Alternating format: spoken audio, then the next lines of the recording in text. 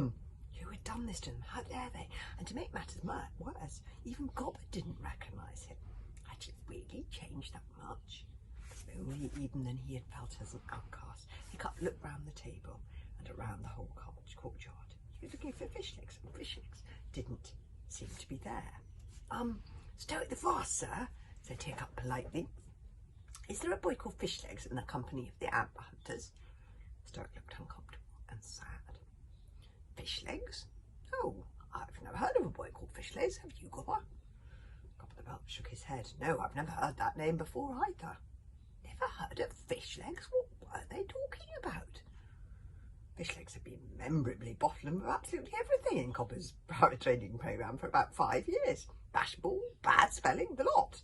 Gobber used to say that he was going to get Fish Legs up to warrior status or die in the attempt. Hiccup's father has spent most of Hiccup's life a little annoyed that Hiccup has such a little weirdo for a friend.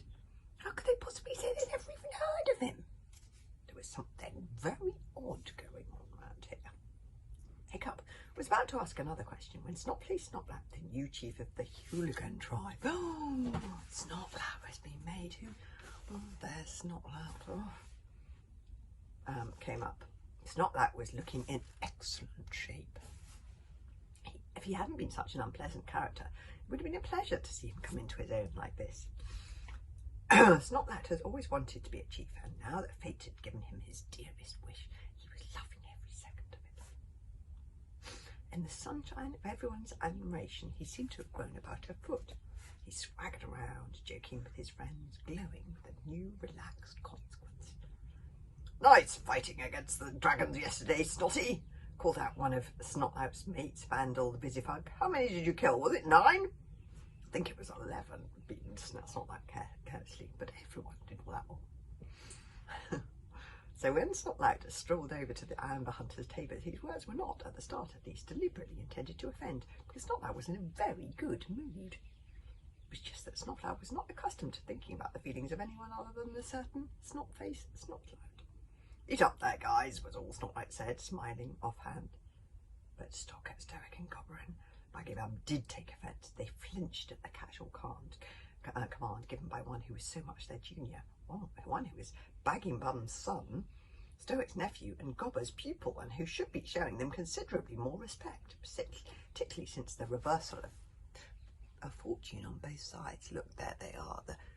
That's oh, hang on, that's Baggy Bum the Beer Belly there. That's Gobber the Belch in the middle, and there's Stoic the Vast.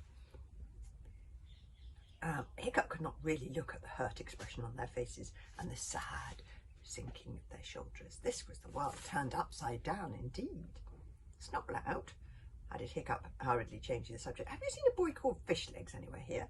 It's Chief Snotlap to you, slave, Snotlap corrected, instantly guarding his dignity, his good mood fading. He didn't recognise Hiccup either, flicking his eyes over him dismissively, wrinkling his gigantic nose at the smell. Yes, Fish Legs is one of the lost. He disappeared in the Sea-King a couple of weeks ago. Not before time, he was a total weed. Nothing worth bothering about. A bit of weakling like you, but without the powerful Pong. Nothing worth bothering about. Oh, dear Fish Legs.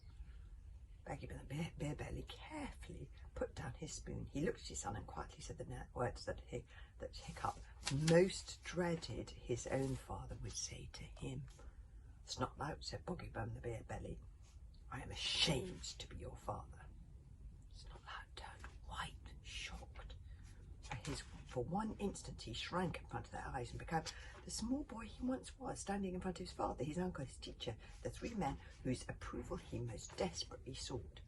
And then Snotlap composed himself, put on his arrogance once again, and narrowed his eyes for the fight.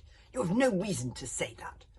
I may have made that runt Fish Legs a slave, but I did not make you slaves. You did that to yourselves by not showing our king, Alvin, more respect.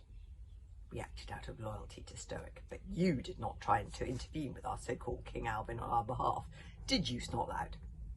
Said Gobber thoughtfully. Why should I when you act like fools? Snorted Snotlap. Ashamed of me? I should be ashamed of you, and you should be proud that I am a chief. You were never a chief, Baggy, were you? Sneered Snotlap.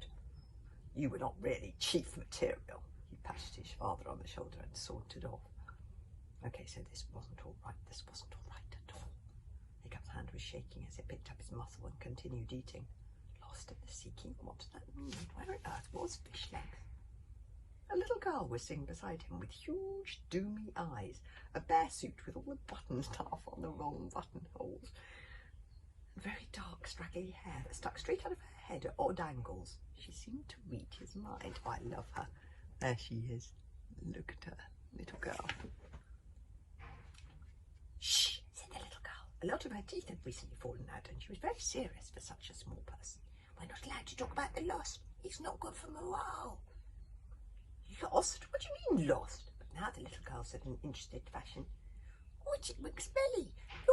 Your waistcoat is on fire. Hiccup looked down, and there indeed was grey smoke drifting out of the top of his waistcoat. Toothless, who'd been scratching away at Hiccup's tummy in an I need food sort of way for the past 5 minutes, had given up waiting and was now resorting to the desperate tactic of sending up smoke signals. Hiccup clamped his waistcoat to his chest to stop more smoke coming up. What possible excuse could he have for his waistcoat being on fire? Eventually he spotted, must have got caught by a spark by one of those explosions out in the courtyard. Don't worry, I've pushed it out now. And then in one desperate swoop, Hiccup picked up the last of the bread, cheese and mussels and pretended, slightly theatrically, to drop one of the mussels on the floor. Whoops! And dived under the table, where he took Toothless and the wooden spang into his waistcoat, scolding Toothless in a furious, gritted teeth whisper, Toothless, you must not set foot on my waistcoat. If anybody found out I had dragon dignity on me, you would be dead. It was an accident, lied Toothless.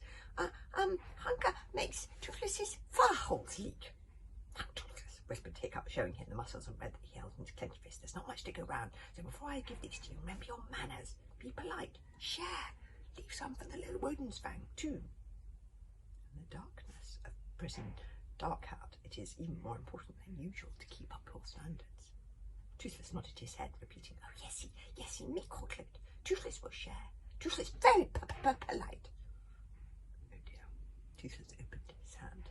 Toothless opened his mouth so wide and moved so quickly he misjudged his lunge and wrapped his little gums not just round the mussels, cheese and bread, but round Hiccup's entire hand, which was, of course, too big for him to swallow. Hiccup looked down at him in disbelief. Goodness gracious, you wouldn't have thought that a dragon that's so small would be able to open his mouth that wide.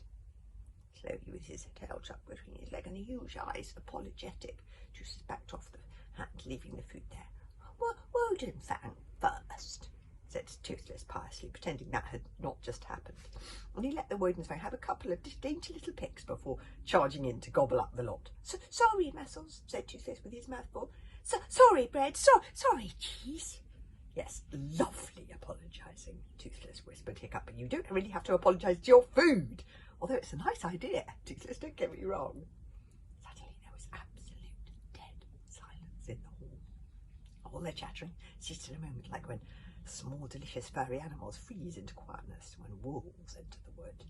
And then as he was crouched under the table with the Wodenspang and Toothless eating mussels on the ground beside it, there came a sound that made Hiccup's crawl with fear, as if beetles had crept underneath his collar, and every single individual hair in his head smoked up right upwards as if they were quills of a porcupine. Step, tap, step, tap, step, along the floor of the suddenly silent courtyard.